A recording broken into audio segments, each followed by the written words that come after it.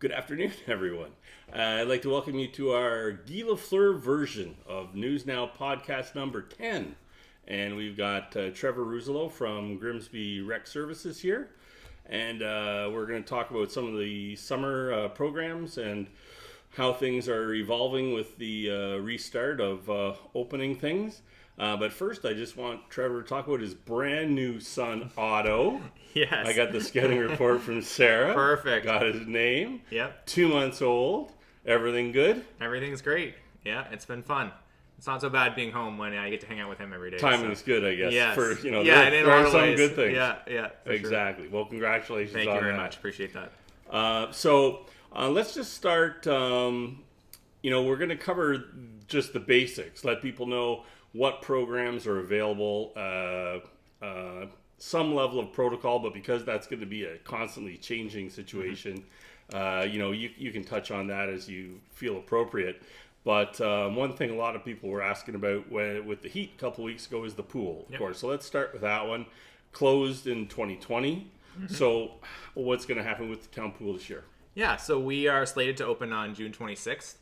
It would be about a week later than we normally would, taking us a little bit longer to get staff trained after having a year off. We are looking at some changes. Capacity limits down to 43 people for a public swim. That's down from 160 in a normal year. Would that change if we go to step 2 next week? It's hard to say. There are some separate rules that are for pools, and they're not necessarily slated within that reopening plan. Okay. So I expect 43 to be a constant. As long as physical distancing remains in effect, 43 is what we've kind of landed on as a safe amount for public swimming. Swimming lessons are open for registration now. We've had a huge uptake for swimming lessons this year. We're actually up 100% in registrations. There's still spaces available, especially mid to late summer. There have been some changes for that operation because of the need for physical distancing. Yep. Parents at certain levels actually need to get in the water with their children to help them, because our staff aren't able to physically manipulate like they normally would. So that's something to keep in mind. And we do offer some private lessons that are filling up quickly, but there is space available still for some of our programs. So is the number of, I'm not sure if number of programs is what I'm looking for there, but because the classes are smaller, are you maybe taking toddlers or beginners or, take a level and maybe doing an extra class or two, like stretching things over time to create a similar number to previous years? Or do you really not have time because of the variety of programs you have to offer? So what we were able to do this year, normally we would run lessons in a 2-week block, and we moved it down to 1 week. Okay. So it is possible that some children could need 2 weeks in the same program depending on their skill level, but that way we're able to get more children in the water. Right. Because we're worried, because you said, because of capacity limits, we've had to compress the number of people in the lesson, especially when you have a parent that you're doubling the amount of people in there. So we went to the 1 week lesson model, and that way we have been able to get a lot more people registered, which has been working well. Good. Mm-hmm. So with programs overall, is there any change from previous years, or maybe run down some of the programs that are available? For aquatics specifically? Because I'm sure there could be people that are new to town in the last year and a half or almost 2 years and don't know what's there. Well, some people I tell we have an outdoor pool in Grimsby. It's kind of tucked in there behind the Food Basics, not too far from here. So we run the Red Cross Swim Kids program. So we have programs available for children as young as 4 months. So I'm hoping I can get my son in August, and then we have programs all the way up into Swim 10, which is into a youth age, and then we also offer leadership programs. So people who are looking to perhaps be a lifeguard at the pool one day, we offer some of the programs that you need to get that National Lifeguard certification. Those programs are full. We have a wait list. If restrictions change, those are the types of things we're hopeful that we can, right now the limit's 10 for safety training. If that goes up, then there will be, we're encouraging everybody, if you go on our website, you're looking for a class that's unavailable because it's full, go on the wait list. Because in a normal year, I'd say it's unlikely that we're going to open up more spaces, but given the changes in legislation, it is possible they could say, maybe the distancing goes down from 2 meters to 1 meter, anything like that, and we're going to be able to all of a sudden be able to offer a little bit more. So I would definitely recommend waitlisting if you're interested in You mentioned the website. Now, is that the town website?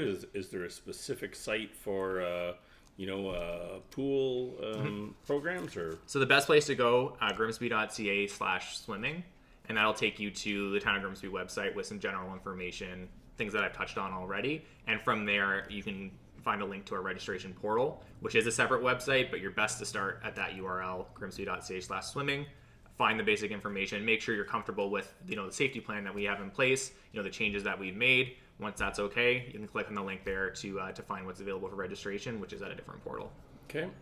What about the Camp Mickinock and some of the other programs? Yep. Let's move past. Did we cover everything you think? Yeah, I think so. We'll also have, the only other thing I mentioned is lane swimming for people for fitness. That will be back. So we do offer lane swimming in the mornings. And there's and adult evenings. swimming in the evenings too. Like, how's that work? So right now it's all public swimming. Yes. We tend to get adults typically in the evening. Okay. But if you're looking for more of a fitness lane swim, Yes. we do offer those as well in the mornings and the evenings on select days. Okay.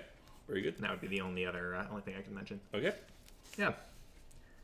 In regards to camps, we are running our summer camps programs again this year. And when do they start? They start as soon as summer starts, like June 29th. It's here now. Yeah, pretty much. Yeah. I was going to say once school's out, but it kind of feels like it already is. Yes, our camp programs are are coming fast. We have had a lot of uptake. So just similar to aquatics, the amount we used to put close to 140, 150 kids through our camp programs a week, almost all in the Peach King Center. So with requirements for physical distancing, we really have had to drop the sizes of our programming. Yeah. So right now, our Day Camp Mickinock and our Junior Mickinock programs are full. Once again, I would encourage people to go on the wait list because it is possible that if rules do change. Is everything still being done at the Peach King, or are you using different, Grand Avenue Hall, or sort of splitting up locations a bit to try to? We have. So typically, we would use kind of satellite parks with Peach King Center as home base, but with the restrictions and needing all this extra space, Southward Park is actually hosting our sports camp completely, and we're actually using some space at the museum as well. They have a community room in the basement. We're planning to operate outdoors as much as possible. Sure. Requirements for masks and distancing, we know it's a lot safer. So outdoors is kind of going to be key to the plan. But we do have indoor locations for inclement weather, extreme heat as a fallback. Okay. Other programs? Yeah, so this month is actually Parks and Recreation Month, June. So timing is good. The timing is great. One thing we're working on right now, it's called the Participation Community Better Challenge. And that's a grant program to keep people active, get people moving. So we are offering some free fitness try-it programs just to get people out. It's great timing for us. It's not just, not only are they free programs that you can use, but having just entered phase 1 last week, people are looking to get back outside and get active. Anything. Yes. So if you're looking to do that, please go to our website, grimsby.ca, and there's a spot there that you can click to. And that's for all levels? Like, it's just like a 16 plus generally for no, those but types I of mean programs. fitness levels. Yep. Not as opposed to age, because Sure. You could get someone who hasn't gotten off their couch like me for a year. Yes. Yep. People who are at a different level of fitness. So are there different classes, or the classes are generally geared to, No, there's a different variety of class. Okay. So we don't typically do it by age. It's more based on the activity level, right? So some are more advanced, some are beginner, some are more like a yoga based. So there are different programs for different abilities, different levels for sure. Okay, so that's registering through the town site as well, Yep. and basically those programs are at Peach King also? Peach King, we're also running some at Centennial Park. I think they're using Nellis Lake Park as well. So we are kind of popping things through some different parks throughout Grimsby for those programs, and that information is on the website as well at the point of registration. Good. Okay. What else? What else you got? What else? I think the one thing I would mention, we've seen, we talked about Parks and Recreation, the increase throughout the community of people just going through their neighborhood parks or up at Southward Park, going for walks, of the beaches. If you've driven by Casablanca Beach on the weekend, it's absolutely crazy. Yep.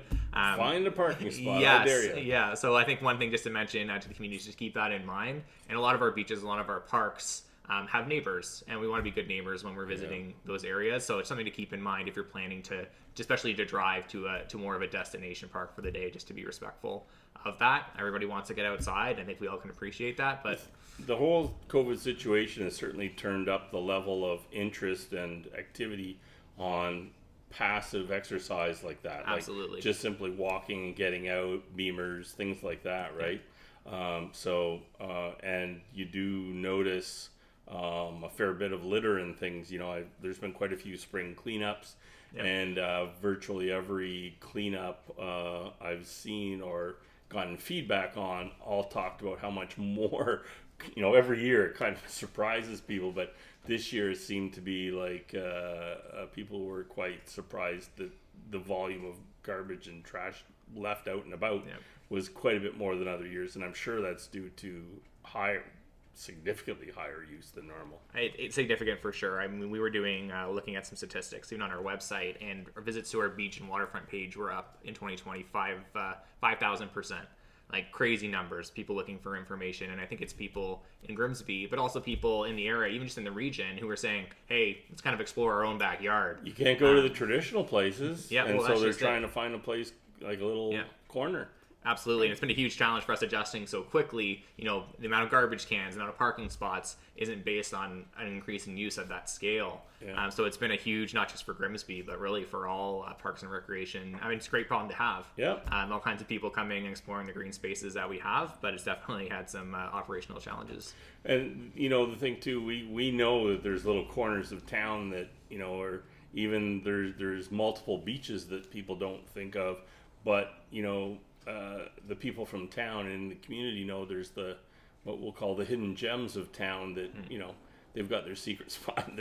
But the secret spots aren't so secret anymore because of what you're saying, right? Yeah, absolutely. So the trick is, people are going to like those spots and they're going to come back. And how we manage those things long term, when you talk about signage, I know Sarah's been at council with a couple presentations with the Winston Road area and the boardwalk and all those things, talking about the evolution of the green space up there, and that's going to be a big one surely because of profile, if nothing else. Absolutely. Well, and hopefully I think throughout the pandemic, one of the positive things we've seen is this rediscovery of some of our parks and recreation, especially in a passive way, right? Local parks that you've never even been to before, going up to Southward and doing the walking trail up there. And I hope that stays, and I hope we're able to kind of adjust and learn from this and, continue to provide the amenities that we need to support the volume. Well, there has to be some good things come from this. Yes, there? Absolutely. They're going to be there. We just got to find them. Absolutely. I guess. Yeah. Do you have any other bases you wanted to cover? So I guess the only other thing to keep in mind for sports leagues and sports fields, that's something that's kind of rapidly changing. We know that organizations which are kind of itching to get out on the fields. Yeah. Right now. Now, is it part of stage 2? Or... It's kind of a bit of both. So stage 1, you're able to do training activities up to 10 people. Oh yeah. So no scrimmaging, no ball and soccer. No, you can do drills in development. Yeah, pretty small scale though. It's very small scale. So we have had some uptake from our minor sports organizations on that, but I think everyone's kind of waiting for something. Some of the rules that are going to come with phase 2 or stage 2, where they have slated that sports leagues can continue. What restrictions will come with that? How big can your league be? Yeah, saying that you type can of continue thing. and being able to function, I think, are two different things. Well, there's what we want to happen and there's what will happen. Yeah. So we'll have to see when that legislation comes out what we'll be able to accommodate, and we are working closely with some of our sports organizations because I know that people are itching to get youth and children back on those fields, and we're ready for them as soon as we can. I can't imagine being a kid and just being told you can't play soccer. It's hard for sure. And even with camp, needing to how do you tell a child to keep physical distance, with their friends that they haven't seen in so long? So it's been a lot of challenges, and our staff are certainly doing the best they can to make the best of the situation. Sure. Great. Yeah. So I think we can't really speculate on the future. We're hoping, I don't want to say expecting, because you certainly can't take anything for granted in this, year and a half almost, but the timeline was announced, like that there'd be the potential to go to stage 2 after 2 weeks of stage 1, which will be a week from this Friday, would be 2 weeks. So are you aware, or really can you highlight at all what stage 2, if it does come, you're talking end of June, essentially, start of July. Do you know what's potentially in stage 2 that will change, other than just sort of relaxing maybe some of the quantities and potential of spacing to improve numbers? Is there any programs or things that you can't do now, really, that you could do in stage 2? Or Not really. Perhaps the expansion of some numbers and things like, we know that the outdoor gathering limit is slated to move up to 25. So if you're doing fitness classes right now, you're limited at 10. Opportunity to add a little bit more. So things where there are wait lists, perhaps we're able to, bring a few more people in. Sports leagues, as I already mentioned, would be a key one. I think that's one that we're very focused on. We're very hopeful that guidelines are going to come and out. that's, well, from a town perspective, the town really facilitates that, but it's the leagues themselves that would have to coordinate and police and talk to their coaches and things like that, right? Yeah, and that's their struggle. Like right now, they're kind of waiting in the wings for, they have to plan. They have to set up. Dying for information. Yeah, they want to set a budget. They want to, parents, everyone's looking for information. 100%. Unfortunately, nobody has. 100%. So I'm hopeful that over the next few weeks, we did just see some framework rolled out for some more professional sports leagues throughout Ontario. So we're hopeful that following that, there'll be some good news for youth so that we can start to plan, because, I think what happens is, you enter phase 2 and the phones are ringing, when does soccer start? Yep. But there's, our volunteers are going to need some time to pull together a season and do the best they can to get people out there. So we're hopeful that information will be coming soon. Okay. So, it sounds like, you're playing a waiting game for stage 2 information, the same as everyone else, really. Yeah, for sure. And they've also hinted at possible outdoor events. We're not sure if that'll have to follow the same events. Sizes. Sound so lofty. It's a crazy word. We got a notice for there's a strawberry. They're calling it a strawberry festival up in Smithville on Saturday, and it was it's a sign of life in terms of that. But it's socially distanced and you wait in a line and which makes it really hard, because I think the things that we value most about some of those community events don't fit very well with the whole with social distancing. aspect. Yeah, absolutely. Right. Like when you came in, I can't even remember the last time I saw you. Well, that's just it. Well, I remember too, people are already asking me, what's the parade going to look like even this year? And the thought of 10 or 15,000 people jammed is an image I can hardly remember. So we're going to have to go all the way out to Durham Road so right. people can socially distance. Yeah, no kidding. People are going to be really tired if you're walking. We'll turn around parade. to Durham Auto. Yeah. So exactly. Yeah, I think that's the hardest part. I think working. Well, that's why the roundabout's there. That's true. We can do the turnaround. I think the band walkers might not be able to go that far, but it's hard. We're not paying them double. No, but I think our whole industry, and not just us, everyone is based on this predictability and long-term planning. How can we meet the community need? And when you don't know where you're going to be, sometimes even 2 weeks away, it makes it very challenging. And I appreciate the frustration that we certainly share it with the community in terms of doing our best. Well, we're 9 days away from the potential of stage 2, and we have no idea what that means. A lot of the time, we don't get the rules. And I'll tell everyone this: we don't get them until you do, and we do the very best we can to filter through them and get information out as fast as we can. But until we get it, it's anyone's guess, really. Yep. So we'll play it by ear, and if the dust settles a bit, maybe we'll have you back in early July or something. I'm sure I'll be able to tell you a whole slate of different rules at that point. So I would encourage people, go on our website. We have a COVID-19 page where we post, what's open, what's closed. Updates related specifically to COVID-19. So even about the pool, we will put, bits and pieces. But if you're looking for that more specific information about exactly how a program will be run, registration information, that's when you want to navigate specifically to the pages that deal with that information. Very good. Yeah. All right. Thanks for coming in. We're going to keep things short and sweet, cover the base, because I know it's something that we're getting a lot of questions on. Sure. And appreciate your time. Thank you, Mike. All right. Thanks for taking this in this week. And we're going to tag on a little bit of information just about recreation program contacts or links, both for Lincoln and West Lincoln on the end of this too, because I know they've all got programming and very varying stages of opening, but just to provide you with a little information from the other municipalities as well. But thanks for watching number 10, and hope to see you back here next week. Thank you very much.